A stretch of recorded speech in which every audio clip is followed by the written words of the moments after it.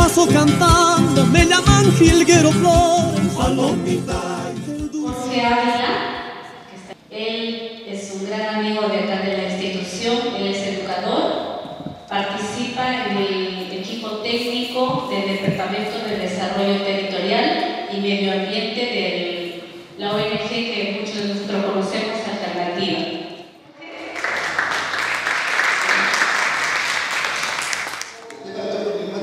Desde la mirada de donde vivimos. En el Cono Norte, y el Cono Norte, ¿a qué cuenca está adscrita? O sea, ¿con qué cuenca nos estamos relacionando? ¿Ah? Chillón, ¿no? Claro, lo que pasa es que de aquí, para las fuentes de agua, desde esta zona, se abastece con las aguas subterráneas del río Lima. Y de aquí hacia allá, se abastece con las aguas subterráneas del Chillón. A las finales, eso se llama que es una intercuenca, porque se unen las fuentes de agua de dos cuencas. ¿Sí? Nosotros siempre hemos hablado sobre el clima, ¿no? Siempre hemos hablado en referencia al clima. Pero cuando hablamos del clima, nos tenemos que recordar que nos dijeron en el colegio sobre el clima. Nosotros decimos que el clima está referido a algunos elementos de la atmósfera, ¿no? Con factores que tienen que ver con la temperatura, la presión atmosférica, la humedad, la precipitación y los vientos. Entonces, cuando nos hablan de cambio climático, están haciendo referencia a estos componentes. Pero nosotros tenemos en nuestra región, ¿no?, diferentes tipos de climas, una característica de nuestro país. Lo tenemos costa, sierra y la selva. Nosotros no somos una isla, somos parte de este mundo, ¿no? Y entonces, para poder entender nuestro clima, tendríamos que entender que lo que nosotros decimos, ¿no?, la corriente de Humboldt, no es de para el Perú nada más, es una corriente que viene, ¿no? ¿De dónde viene la corriente? ¿De dónde nace la corriente de Niño o la corriente de Humboldt? Al sur, donde está la nieve, ¿no? Y esta recorre toda la costa, y esta corriente hace que nuestro clima, donde estamos viviendo actualmente, no sea tan caluroso. Deberíamos tener un clima como lo que tiene Ecuador, totalmente tropical. ¿Ya? ¿Y por qué tenemos que tener en cuenta eso? Porque cuando esa corriente fría no llega, nuestro clima va a cambiar, nuestro medio ambiente va a cambiar. Y contrariamente sucede con la corriente del Niño. La corriente del Niño viene así, ¿no? Y llega a nuestra costa, y cuando esta llega, ¿no?, se genera grandes estragos en la parte norte, ¿no? Vemos que en la parte norte hay grandes lluvias, ¿no? Pero ¿qué sucede en Lima? ¿Es igual? ¿Qué creen que estaría pasando en Lima? ¿Qué nos ha pasado en 2004?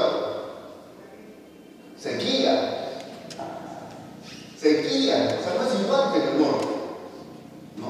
En algunos casos se vuelve de sequía total. El 2004 es la fecha o el año que Lima sufrió de la mayor escasez de agua.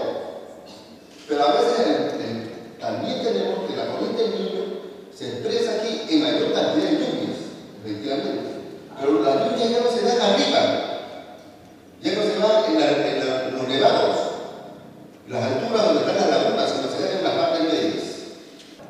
Que la corriente del Niño se descarga a la altura de Santa Rosa de Quilmes. ¿Y ustedes han visto cómo están los cerros? Sin plantas. Entonces, como no hay plantas, todo lo que se ha erosionado por producto del viento, del frío, la degradación de las piedras, etc., todo, cuando llega el agua, baja en lo que nosotros le decimos valles. Entonces, todo lo que se depositó va y se va al eje del río, y bueno, los estragos son bastante grandes en la parte baja. ¿Ya? Entonces, ¿de dónde viene la fruta para gran cantidad de fruta para el Lima Norte? De esa zona, justamente, ¿no? Bueno, entonces, decimos, el Niño también nos genera, pero también nuestro valle, nuestro país es tan rico que tenemos desde la parte casi de Junín hacia Puno, hay una zona donde la cordillera es más alta. clima es más frío. ¿Ya? Y tenemos después todas las zonas de selva. Entonces tenemos 3 climas marcadamente diferentes. Y que el impacto del cambio climático, de lo que es el calentamiento de la Tierra, se va a manifestar de manera también diferente. ¿Ya? Bueno, entonces nosotros decimos, hay que ir conociendo nuestra cuenca. Nosotros estamos por acá en la zona urbana, y nosotros recorremos aquí, llegamos a, si avanzamos 110 kilómetros, llegamos a lo que es la cordillera de la vida. ¿Ya? Y aquí lo que nos dice este planito es que hay un campo, estos colores nos indican que hay climas diferenciados. Entonces, toda la parte baja es una zona calurosa, ¿no? Más desértica. Tenemos la zona media, ¿no? Que a la vez que es seca, no es húmeda como la de Lima, por decirlo. Y la parte ya desde Huamantanga, Santa Rosa de Araguay, Coyo, Mucahuasi, se vuelve una zona mucho más temperada para el desarrollo de las plantas, ¿no? Mientras que aquí es el valle, aquí son las partes altas las que se genera mayor cantidad de vida, y después entramos a la parte más de puna, ¿no? La parte más fría. Entonces, esa es la característica del clima que tenemos en el Sillón. Pero, ¿dónde se genera el agua? Algunos seguimos pensando que de repente el agua viene solamente del río, o lo relacionan con Sedapal o con Chauca, pero ellos no generan agua, ellos administran el agua. ¿Dónde viene el agua? De la parte alta, de la parte fría, de la parte lluviosa, ¿no? Y esto, o sea, ¿dónde está el ciclo? Este ciclo hidrológico, ¿dónde se descarga el agua? Justamente en esta parte más alta. Claro, el agua, su inicio es el mar. El ciclo hidrológico es que se traslada a la altura y vuelve a caer acá. ¿No? Pero ¿qué nos está generando? Agua dulce. O sea, es el agua que podemos nosotros tomar, o sea, para nuestra vida, para la vida de las plantas y para la vida de los animales. Porque si aquí hacemos perturbaciones, las consecuencias no nos van a sufrir acá nada más. Todos los de abajo también lo van a hacer. O sea, todos nosotros. ¿Ya? Pero también las zonas de vida nos dicen, ¿no? También nos dan una característica de las zonas de vida, ¿no? Donde hay mayor vida, o sea, cantidad de especies de plantas, de animales, no es en la costa, ¿no? Salvo el mar, que tiene una variedad poca. No es en la costa, sino está en esta parte, donde está la zona más lluviosa. ¿No? La zona más frígida, efectivamente, hay menos plantas, menos variedad de plantas, pero ahí es donde viene la intervención del hombre. O sea, nosotros, nuestros antepasados, han sabido utilizar muy bien estos recursos. ¿Ya? Cuando yo he hecho un registro de todas las zonas arqueológicas que hay en la cuenca del Sillón, la zona más poblada estaba abajo, no acá, no abajo. Porque todas las cuencas y las microcuencas, que es la que divide la cuenca hidrográfica, o sea, la más grande que es el Sillón, todas estaban pobladas. Y no vivían en el fondo de los valles como nosotros vivimos, vivían en las alturas, porque ellos eran cazadores, recolectores y criadores de ganado. Entonces, los antiguos han sabido convivir en la altura. No saben cuántos habitantes hay ahora en la altura, cuántos viven en la altura de Canta, que representa el 70% de la cuenca del Sillón. 13.000 personas. ¿Cuántos viven en Santa Rosa y Quibes? O Santa Rosa, acá en Ancón. 20.000 personas. Nosotros somos casi 2 millones de personas. Y arriba solamente 13.000. Y antiguamente, más bien, arriba vivían más. Porque hacían uso del agua, retenían el agua, tenían tecnología para vivir. Y nosotros lo hemos ido abandonando, y es por eso que el resultado que hay es que el 75% de la población de Perú vive en la costa. Porque nosotros hemos ido abandonando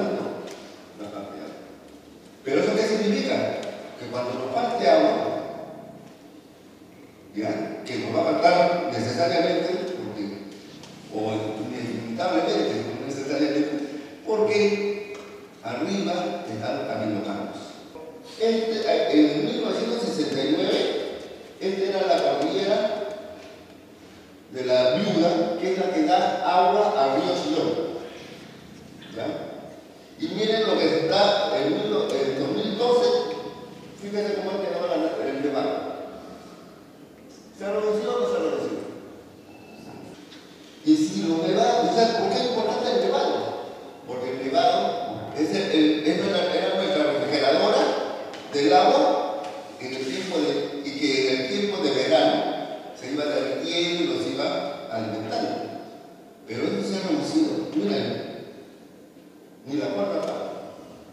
Y todavía el proceso no ha terminado, porque el proceso de calentamiento continúa. Entonces nos vamos a quedar sin nevados. Y nos hemos quedado hacia adelante sin una nevera que nos dé, porque el cual podamos disponer del agua. La oferta de agua se disminuye y la demanda se incrementa. Es coherente. Para el futuro, ¿sería coherente quedarnos sin fuentes de agua? Imagínate.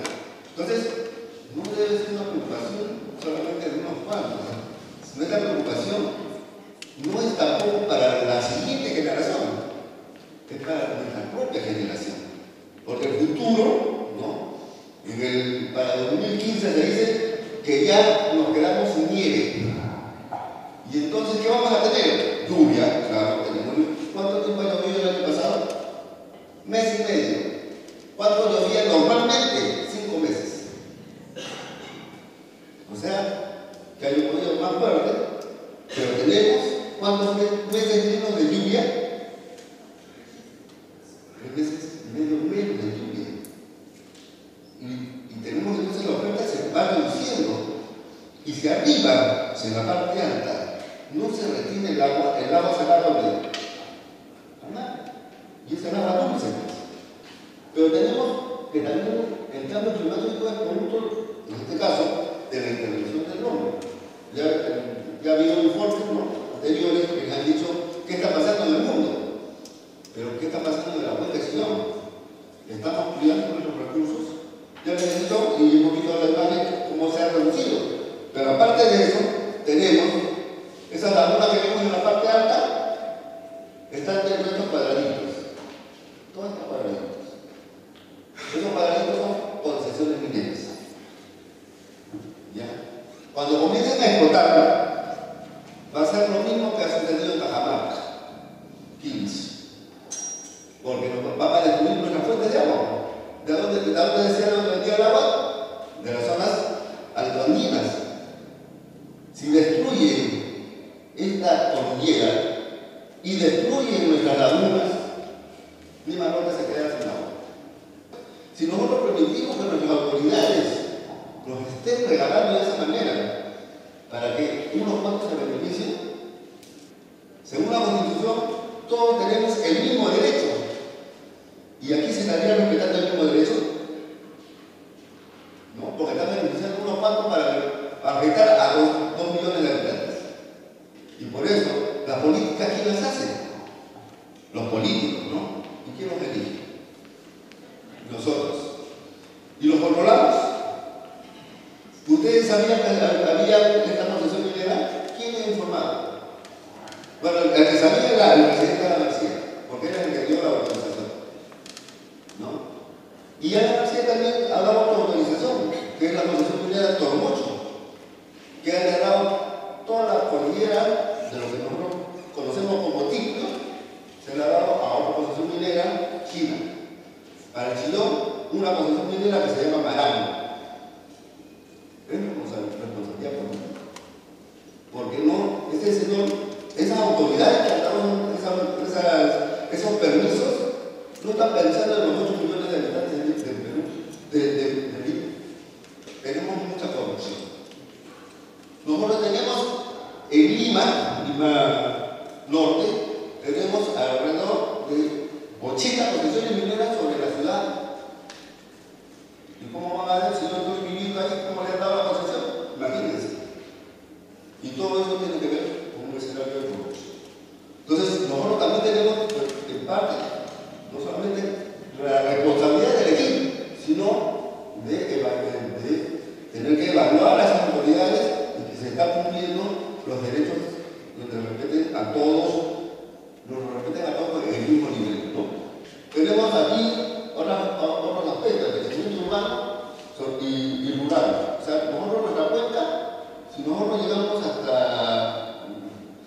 Caballero de Lima hasta el kilómetro 24, todo se está vendiendo como urbano.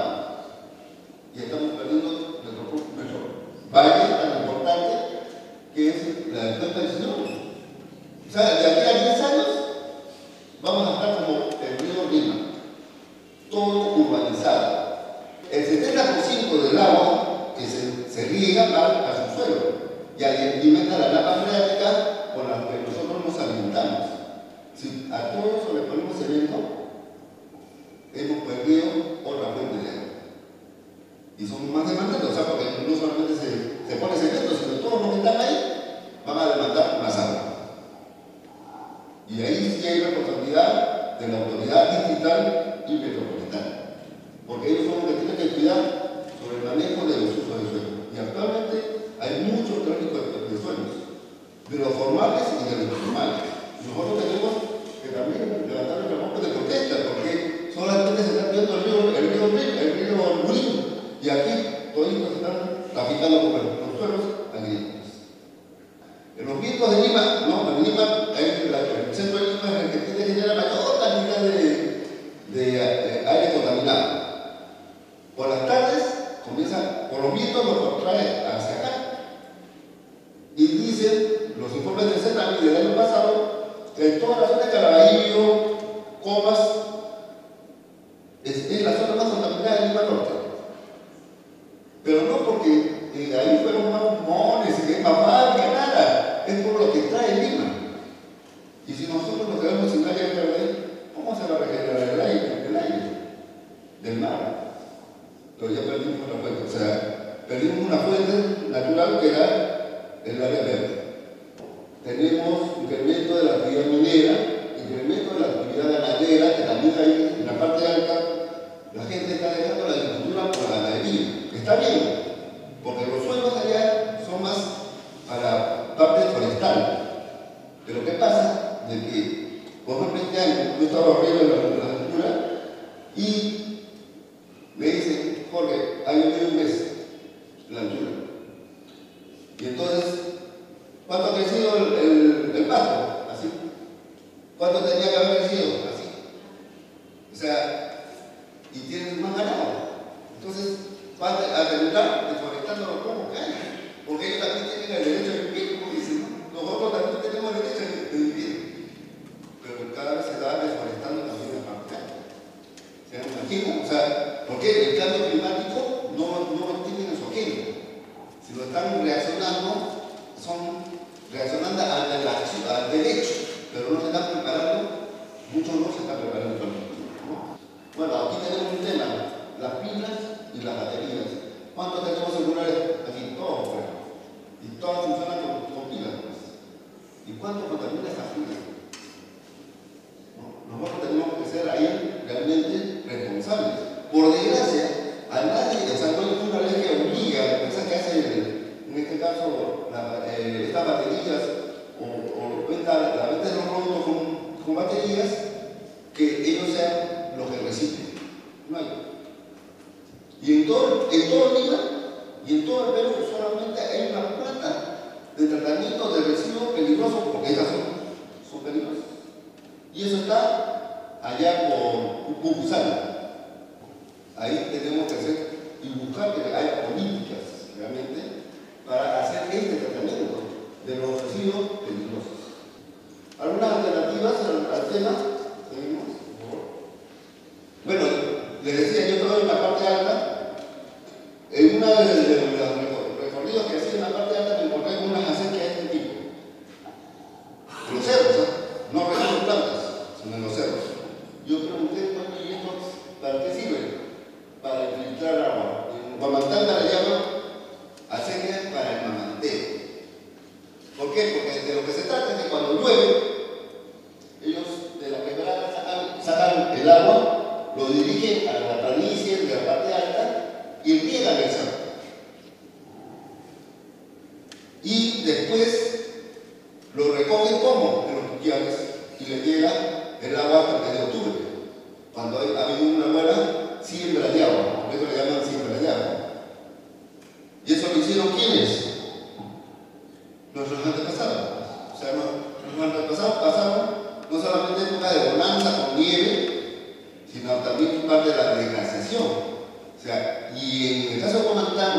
ellos tienen alrededor de 25 canales en todo el cerro.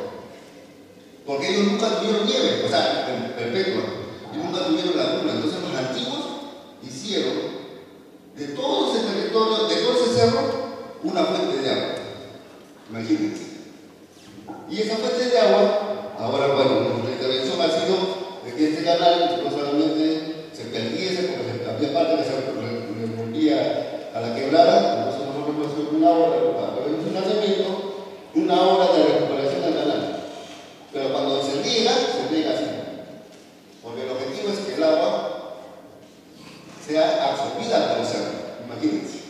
Pero esta tecnología es la que va a permitir que se sostenga el agua, porque no vamos a tener nevados. Decimos, no, lagunas. ¿Y qué está sucediendo? Si nosotros tenemos una taza de agua, nos lo ponemos cerca a la caldera, se va a evaporar, ¿no? ¿Y qué es lo que está sucediendo en el clima? Se está calentando, entonces el agua también se va a evaporar. Entonces hay que ver otras tecnologías. Y esta tecnología, como los andenes, como las terrazas, permite infiltrar agua y que nosotros tengamos agua acá abajo. Tenemos que tener, en una parte que han dicho, ¿no? Tenemos que tener más información. O sea, es lo que le estoy diciendo, deberíamos estar comentando de manera permanente desde diferentes enfoques, cómo lo ven los agricultores, cómo lo vemos de la parte alta, cómo ven hasta lo de la costa, o sea, lo de la playa, ¿no? Y cómo lo vemos los urbanos sobre el tema. Pero hay que irnos reflexionando porque nos tenemos que adaptar al cambio. No va a ser de blanco y negro. No, este es un proceso. Nosotros tenemos actualmente un proceso, la conformación de la Comisión de Cuenca de Río Lima, Chillón y Lurí. O sea, ahí se va a decidir el plan sobre el manejo de agua. ¿Y por qué hablamos del manejo del agua?